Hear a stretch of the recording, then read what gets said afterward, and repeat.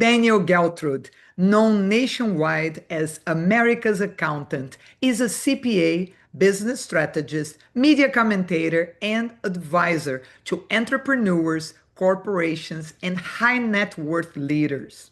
He appears regularly on major news networks and just released his book, Dogs Taught Me Everything I Know About Business. Please welcome Daniel Geltrude. Well, thank you, Liz. I am really honored to be here with you, and I'm really excited to talk about this book because I think there's a lot of value for people out there, and they may not realize how so. But I'm going to tell you right off the top here, dogs can teach us a lot. I believe you now. Then you are a superstar, a reference in your field, a great communicator. How humble and, frankly, adorable is the title of your book, Dogs Taught Me Everything I Know About Business. How modest. So I really love that. And I found it very easy to read, and it offers valuable lessons even for those who are not business people. Was that intentional? Well, it really is because I'm going to start with this, Liz, is that dogs have a very high level of emotional intelligence. And based upon that, because I'm not saying everyone loves dogs, but I'm going to tell you this, dogs can teach us a lot. And what I try to do in my book, because it's an approach that's a little different. I mean, I wanted to write a book to share my knowledge about business, but I wanted a little bit of a different angle here. So I said, you know what?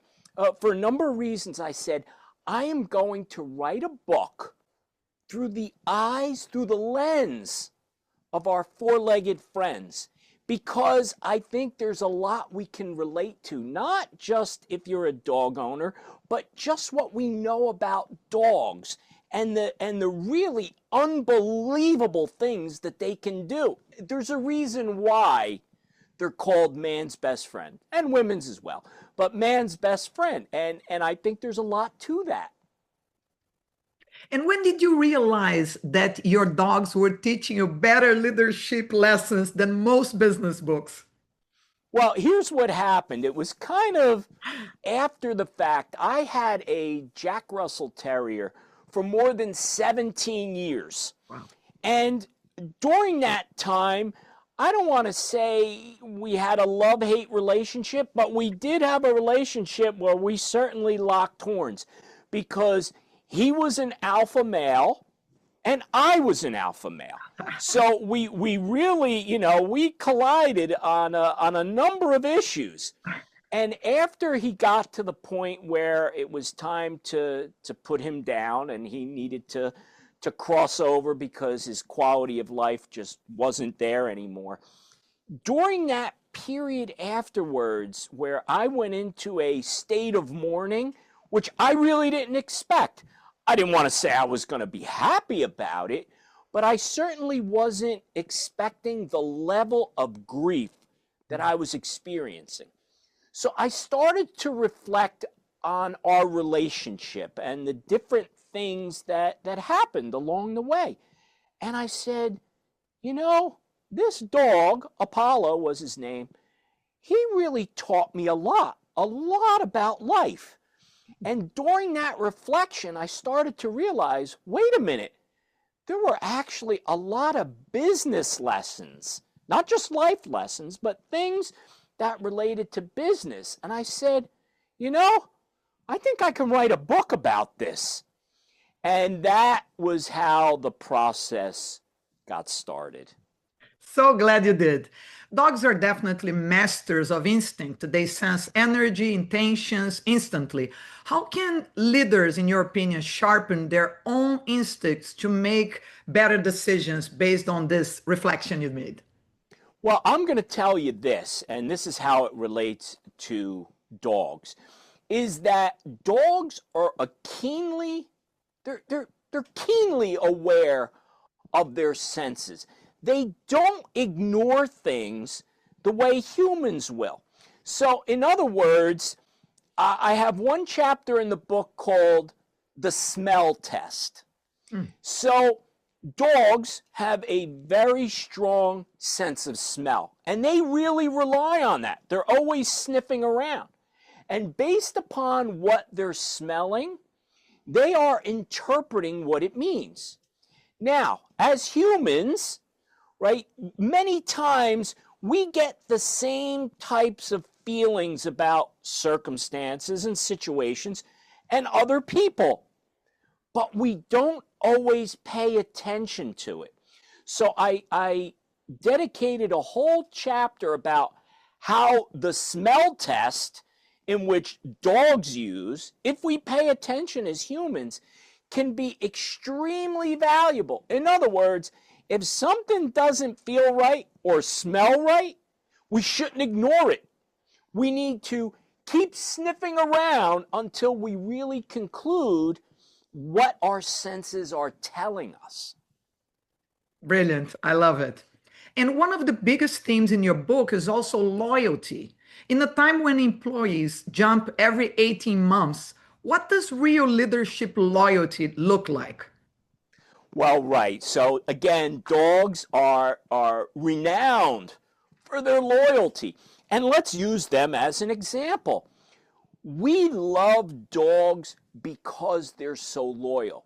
And what happens is many people will tell you, I love my dog more than I love people. So what happens is that loyalty becomes a mutual bond. So what can we take from that in terms of in our business life? Well, we may find that if you are a loyal and dedicated employee, we may just get some reciprocal feelings from our employers, as well as from the employer's side or an executive side.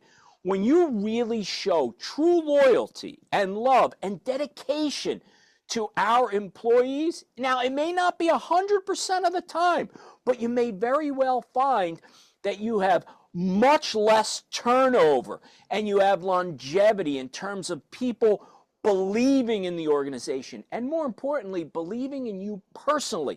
And those are the things that dogs really teach us. No doubt. For our global audience, Dan has a guest page on our website where you can find more information about him and his book. And I highly recommend you check it out. It's excellent content. And as I said, very easy to read, to digest, very different from most business books. Congratulations again. So going ahead with the way dogs are teaching us so many lessons. They communicate simply and clearly. Another problem today, we're talking to another guest about the difficulties of communication, especially in big corporations, especially when cross-cultural is involved. How can business leaders use that simplicity of dog communication to create stronger teams and fewer misunderstandings? Sure. So again, I'm going to reference another chapter in the book here. And the name of the chapter is Leader of the Pack, right? So now dogs are pack animals. And I would say to you, in many cases, humans are the same way. We actually long to be around each other, right? We're not isolationists. We want to be around other people and have that bond and that interaction. Dogs, the same way. So now let's talk about the pack.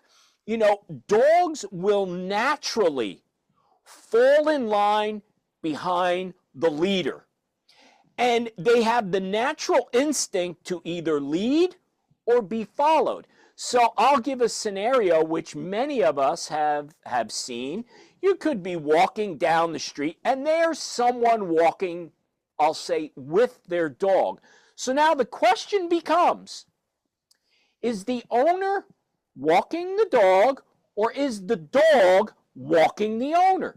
And the way to interpret this is, who's leading? Now, if you see a dog that's pulling, right, what that dog is saying to the owner, if you're not going to lead, then I will. So the communication is crystal clear there. The dog is saying, we as pack animals must have a leader. And if it's not you, then it's me. So in an organization, it's the same thing. Organizations that are truly successful have strong leadership, and that leadership is clearly communicated, right, within the pack. Everybody knows who the leader is. And what happens is when the leader by title does not lead, what happens? There's dissension in the pack, and other leaders will step up. Whether they're the right leader or not, they understand someone must lead. So there's another parallel between humans and dogs where we can learn from them. In organizations, someone must lead. And if you don't have a leader, the organization can't be successful. And success and leadership is definitely built on clear communication. Fantastic. And you write about patience, presence, and emotional steadiness, also characteristics of a good leader. Why are these dog qualities the missing link in some modern leaderships? Well, because, dogs trust their leaders, right? They have a natural trust. And as humans, we don't actually share that many times, right? We have this distrust. And that becomes the basis for dissension in organizations. So what we could learn from dogs is that mutual respect that dogs share with humans and back and forth. Listen, there's a lot of times we see where people would say, I trust my dog more than anyone. Why is that? Is because that feeling between the two of them is mutual. So these bonds that can be formed in our careers and our career paths are very, very important. But if you want to receive, then you have to give. So that mutual trust has to be there. And that's what dogs share with humans and vice versa. The question is, why don't we do that amongst ourselves for our mutual benefit, right? Because working together is what makes organizations rise. And when they do rise, everyone benefits. It's quite clear. This is so unique and interesting. I'm sure people will eat your book. It's really interesting and very, very helpful. Can you share, after you talked about your dog of 17 years and all, can you share one personal story where one of your dogs taught you a business lesson that you still use? Well, again, that's what the entire book is about. But I'll give you some specifics here. So I started off with a Jack Russell Terrier, which I had for 17 years. And after he passed on, I said, that's it, I'm done with dogs. Then I went through this process, this grief process, and really reflecting on that relationship. And I said, you know what? I think I want another dog, but I want to have a different experience. So where I had an alpha male Jack Russell Terrier, my current dog, Annie, is a female golden retriever. There is no headbutting with her. All she wants to do is please. So it is a much more cooperative relationship. Now, specifically to your question, here is something I can share. Annie, the most lovable dog you'll ever want to meet, she always wants to be by my side, but I can tell she feels no need for a leash. So the chapter here and the reference I'm going to make is called Off the Leash. So now think about it. When you have a relationship with someone you trust, you allow them off the leash. You want them, in the business sense, to think outside the box. You want to allow them some freedom because you trust them. So as you're asking me the question related to a story I could reference here, what I have found is that Annie, very early on, really doesn't need a leash. There's mutual trust. She's telling me, I'm going to go and explore. I'm going to sniff around. I'm going to implement the smell test. but I also need to be able to think outside the box. Mhm. And that is a very strong lesson to say when you are in a trusting business relationship, whether, it's with an employee, for example, or someone you're supervising, allow them to come off the leash. Allow them to make mistakes. That's part of the learning process. But if your bond is strong, they're not going to run off. And I think that's a really strong lesson that I've learned from Annie, my golden retriever. Great. And there are really a lot of great lessons here. Do you think your book is one that the person has to read the whole book, or they can go straight to a chapter that relates more to what they're going through at the moment?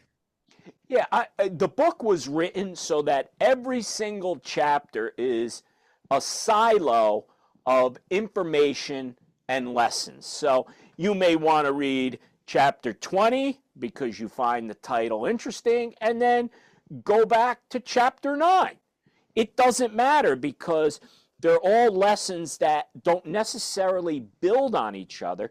They just all come together as a reference of what we can learn from our dogs and apply it into business.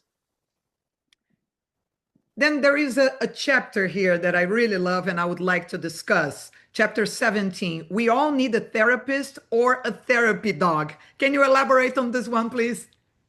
Absolutely. So, in today's world, it's high pressure. Things are moving fast. Things are changing all the time.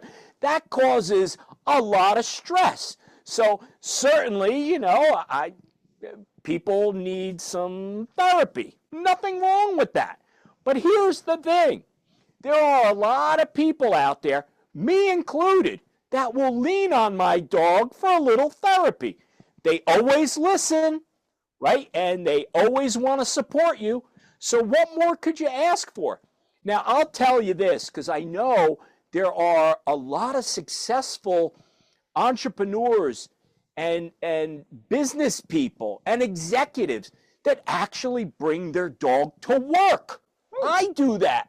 Oh, I bring my dog Annie to work every single day. And you know what her title is? Chief Happiness Officer. I love it. Because they have this incredible level of understanding your emotions, right? And that makes them ideal. Now, what I find is this. When Annie is walking around the office, she seems to gravitate and seems to know who needs that support. And Really? she'll go over and sit by their desk. And when you're petting a dog in that moment, you forget about everything else. And that's the magic, right? Dogs truly bring therapy to all of us. And I know, when I'm having a bad day or a stressful day, Annie will stay in my office the whole time. Why? Because she knows I need some therapy. So again, this is the beauty of what dogs bring to us. That recognition to say, there's nothing wrong with, hey, you need someone to lean on. And there she is, wagging her tail, waiting for you to just rub her stomach and pat her down. And you know what? After you do that, all is right with the world. Oh, definitely. Fantastic. Any more chapters that you would like to discuss with us? That now there are so many different subjects you cover here. Anyone that we could just sum up another wonderful lesson for our audience watching us tonight? There's another chapter I'd like to highlight here because I think it's important. And the name of the chapter is Dogs Take Cat Naps Too. Now, what does that mean? Think about how dogs operate, okay? When they're not doing anything, when they're not out on a mission of any kind, what are they doing? They're napping. Now, I'm specifically saying napping as opposed to sleep because dogs don't go into deep sleep like humans tend to. Why? Because their natural instinct is they have to be able to get up in a split second because something may be happening, okay? So what dogs do is that they're just kind of napping all the time. The message there is that we need strategic rest. And what happens is that in the hustle and bustle of life, we tend to really burn ourselves out. We're not getting the rest we need. So the lesson here is that if you are not allowing your body to rejuvenate, you're never going to be able to perform at that maximum level, right? If we look at professional athletes, they will tell you that all the training and the nutrition they do, which is extremely important, it's just as important that they're getting the right amount of sleep and rest to have their body be able to recover. Now, we may not be professional athletes, but we're out there working pretty hard. And that means we need to take strategic rest. I will tell you this, there are times in my office where I will literally take the power nap, right? 5-10 minutes, because I need it. Because after I do that, now I feel like, all right, I'm back to being sharp, I'm at my best, and I can perform. So that is a great lesson that dogs tell us. Listen, pay attention to what your body is telling you. There are times you must rest in order to be able to perform at the highest levels. So that's another one that our dogs tell us. Absolutely. Sleep. We have a lot of doctors that come to our show and they talk about it. And even then, that after a while that you're burned out so long, you start suffering from insomnia. And after you get into that wave, then no matter how much medication you take or how much you exhaust yourself before going to bed, then your brain is untrained to sleep properly, and then you're not going to be that brilliant person again. You're going to have foggy brain. You it doesn't matter how brilliant you used to be, it's going to sound like you're half of yourself. So you're so right about it, and that's great advice. So people, watch this before it's too late. And look, here's another point. Do you really need a doctor to tell you that when your dog is telling you? Love it. Then how do you think we should provide incentive to people that are working with us? Well, what do you know? I have a chapter that addresses that, and it's called Give the Dog a Bone. So, again, let's think about our dogs. When we want to train them, when we want them to do things, right?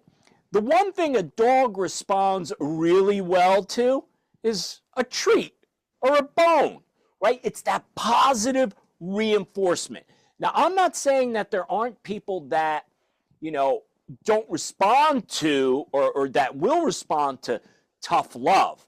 But if we look at how dogs operate, right, they really want to please and really do much better when you encourage them and reward them. So what I would say for anyone who you are working with, make them feel important. Give them that positive reinforcement when they do something well. Really encourage them to repeat that behavior. And how do you do that? By providing a bone.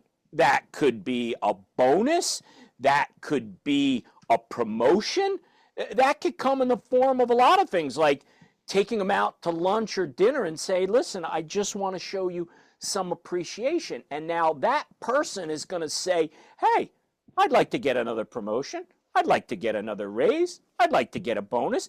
I'd like to be appreciated and recognized with an award or going out to lunch or dinner. So it works really well with dogs. But yet, so many people try to motivate those around them by yelling and screaming at them. I don't think that's the way. Maybe sometimes it can work, but I think if we listen to the dogs and how they react, let's give people a bone, and I guarantee you'll get more out of them. You get more bees with honey. That's the principle, right? Correct. Absolutely great. Yes. And finally, then, if viewers had to take only one leadership lesson out of your book, which one do you think would make the biggest and most immediate difference in their careers? I'm going to tell you, it's my favorite chapter, and it's called Marking Your Territory. All right. Now, when we see dogs out on their walk, right, what are they doing? They're marking their territory by peeing strategically around their area. So, what are they saying when they're doing that? They're saying, this is my space, I own it, stay away. Now, the parallel here for us humans, and specifically the lesson in business, whatever it is that you do or you're good at, you have to brand yourself as being the best at it, and you mark your territory, right? This is mine. I own it. Stay away. I am going to fiercely protect what I do in my career. And that's the lesson that I would put out there for everyone in your career, whether it's your business or whether it's your responsibilities in your job. Own it. Mark your territory. Make sure it's crystal clear to everyone that that is yours. Daniel Geltrude, thank you so much for your expert's advice. It was a great pleasure to have you in our show. Well, thank you so much.